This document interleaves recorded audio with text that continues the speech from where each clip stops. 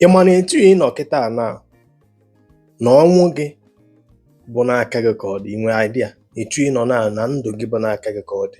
Na o nwefe nchọ ịkọwara gị ebe a, ị nwere the option etu ị nọ kịta na ịpụta n'elu Niger Bridge digoro ebe a si ebe a makpo ime Niger River, you understand me, ese nke ya mmiri elie gị nwụọ. There is no spirit or Amadioha or deity or nwadibịa anya nzu or Allah or Muhammad ga stop gị nwụrụ apart from a human being na-abịa for your rescue. Etu ị na-ege m ntị bụrụ mmadụ na ị nwere the option kịta ije ebe a na-ere acid golu ya natabeghị nwụọ ya itido ịlapụ ụwa. Etu akwa ka isi nwekwa option etu ị na-anya moto na inyere moto gị ọkụ makpu okpuru terera isi ebe a tido. Ị nwere all this option n'aka gị ka ọ dị o. I don't know if you understand me. Ị nwekwara option of gị nwe ijegoro ọta apịapịa. Ị nwekwara option of gị nwe igogoro sniper. Ị nwekwara option etu ị nọ kịta. The easiest option sef bụ ahụ ya ba gị, don't seek for medical medical attention. Ije n'ụlọ ọgwụ just lapụ onwe gị isi ebe a tido, the easiest way.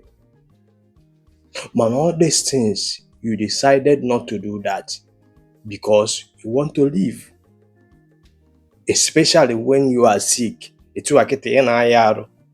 Do you understand me? Gị nwa personally ị chọrọ ịdị ndụ then ị gaba ụlọ ọgwụ.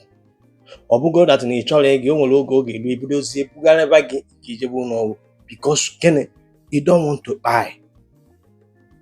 Now, in all these things na mere gị experience ebe a, still yet you don't want to understand or comprehend na your destiny and na future gị bụ n'aka gị ka ọ dị.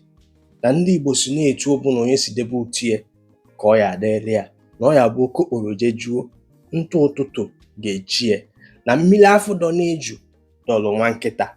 Nwanne m, onwere any God, any spirit, any mami water or deity or Allah ma ọ bụ Muhammad dị in charge of your destiny. Etu ị nọ kịta na gị nwa ka ọ dị n'aka ịma na ị ga-apụta afọ echi ma ọ na ị yara apụta afọ echi.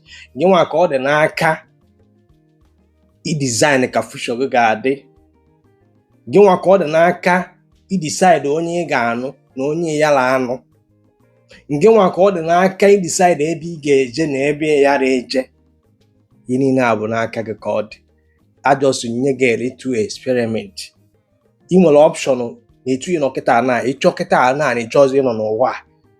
Ị nwere the option to do some certain things, lapụ this earth mụ na gị na-abụọ, but you refuse to do that. Then after all these things, ka ezi ife iji na-achọ ya ghọta that na destiny gị na future gị bụ n'aka gị ka ọ dị. Do you understand what I'm saying?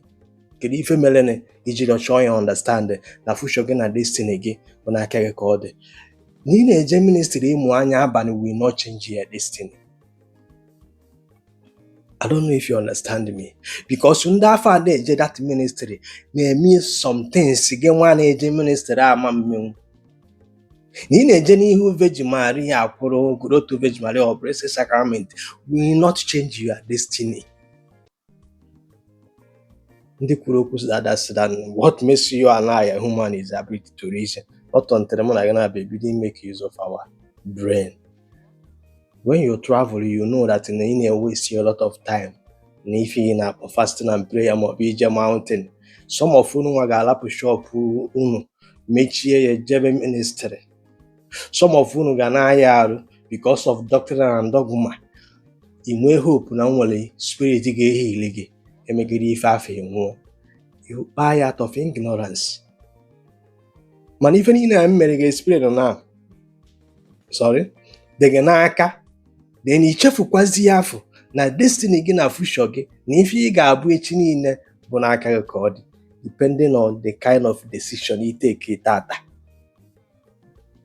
If you take the wrong decision, it will affect you tomorrow. If you take the right decision, it will favor you tomorrow. Amami otifa na-agwa gị like onye na-amụ nwa na-asị na Chukwu na-azụ nwa, mana onwelo steady income o ga-eji take care of his bill. ga-anọ na crisis. That's why I'm put ebe a na agwa unu so that na life without money is crisis, not life without Jesus, because Jesus don't solve any problem. Amadioha don't solve any problem. Even in our religious teaching and religious belief that keep on giving you hope because of getting on a fair leadership. Ngapụta na-agwa gị eziokwu. Nwanne m, be wise. Future gị bụ n'aka gị ka ọ dị. Destiny gị bụ n'aka gị ka ọ dị. You are the pilot of your own self. If you make the right move, it will favor you.